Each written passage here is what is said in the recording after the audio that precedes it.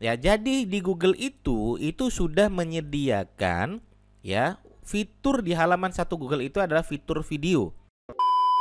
Halo teman-teman semua, di video kali ini saya ingin berbagi bagaimana caranya video kita mendapatkan sumber traffic dari Google Search atau pencarian Google. Maka teman-teman tonton terus video ini, teman-teman akan ketemu jawabannya. Simak terus video berikut ini.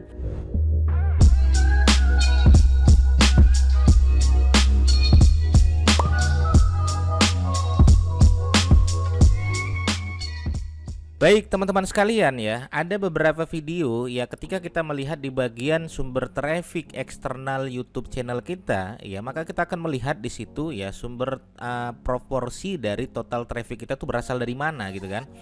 Maka teman-teman bisa lihat di sini ya, ini berasal dari Google Search misalnya, ada 6,2% misalnya. Nah artinya ya di Google Search ini juga berpengaruh untuk viewer teman-teman sekalian. Ya caranya seperti apa Mas Didik agar video kita bisa muncul di di pencarian Google. Contoh misalnya teman-teman sekalian ya, saya akan tuliskan aja di sini ya, saya akan tuliskan di sini cara agar video kita muncul di pencarian Google gitu ya. Nah ini pertama teman-teman sekalian, teman-teman harus lihat di situ ya, cari keyword yang dicari oleh Google dan YouTube ya, Google dan YouTube. Jadi ketika teman-teman contoh misalnya saya pengen menembak, kemarin saya nembak belajar SEO Instagram misalnya teman-teman sekalian. Nah, ketika saya mengetik belajar SEO Instagram, nah di sini emang ada gitu kan. Di sini emang ada yang mencari belajar SEO Instagram di YouTube. Nah, ketika saya mencari di Google, apakah ada di Google belajar SEO Instagram? Kita lihat. Nah, ada juga di Google. Jadi, pertama teman-teman cek dulu apakah ada yang mencari di Google, apakah ada yang mencari di YouTube. Ya, kalau kedua-duanya ada, berarti teman-teman bisa gunakan keyword tersebut. Kenapa? Karena teman-teman bisa mendapatkan dua sumber traffic ya. Jadi, teman-teman bisa mendapatkan sumber traffic dari YouTube itu sendiri. Yang kedua adalah teman-teman bisa mendapatkan sumber traffic dari Google Search atau mesin pencari Google. Contoh misalnya di sini belajar SEO Instagram teman-teman sekalian, karena di YouTube saya juga ada gitu kan. Nah, ketika saya mengetik belajar SEO Instagram di YouTube, saya nomor 1 ya, pencarian nomor 1 belajar SEO Instagram. Nah, kita akan coba di pencarian Google gitu kan, pencari Google, google.com, teman-teman ketik aja google.com. Kemudian teman-teman silakan ketik belajar SEO Instagram. Nah, teman-teman akan melihat di sini ada video saya.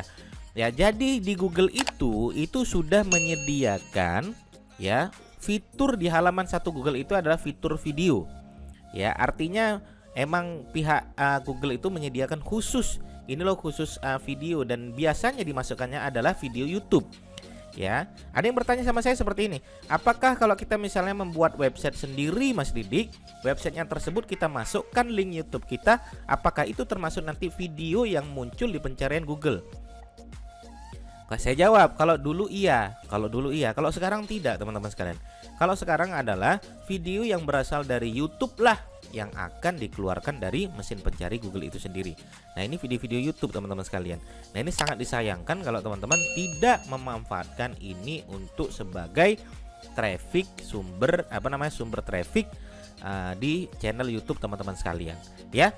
Nah, yang kedua adalah ya teman-teman, yang kedua adalah ya cari kata kunci yang yang tidak terlalu berat ya, Kalau terlalu berat ya biasanya video jarang muncul ya, tapi ada juga beberapa yang muncul. Tapi kalau saya selalu cari kata kunci yang tidak terlalu berat. Teman-teman bisa riset dari Ubersuggest ya, di video saya sudah saya sering banget saya bahas masalah ini gitu kan, KW Vendor atau Google Keyword Planner dan lain sebagainya. Yang ketiga adalah video yang memiliki retensi penonton yang baik ya, yang akan dimunculkan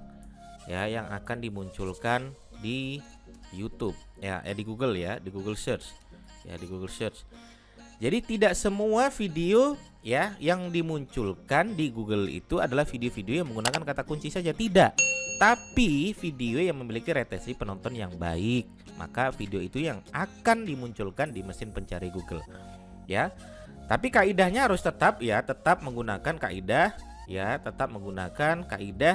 SEO ya teman-teman sekalian ya, judul gitu kan, deskripsi ya, tag dan lain-lain. Nah, ini teman-teman wajib dong memasukkan kata kunci yang ditargetkan di judul, masukkan kata kunci yang targetkan di deskripsi, masukkan kata kunci yang targetkan di tag dan lain-lain.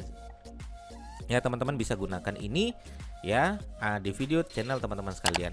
Oke, kalau judulnya sudah menggunakan kata kunci, retensi deskripsinya menggunakan kata kunci dan retensi penontonnya juga baik, maka video teman-teman bisa dinobatkan dan bisa dimunculkan di mesin pencarian Google itu sendiri.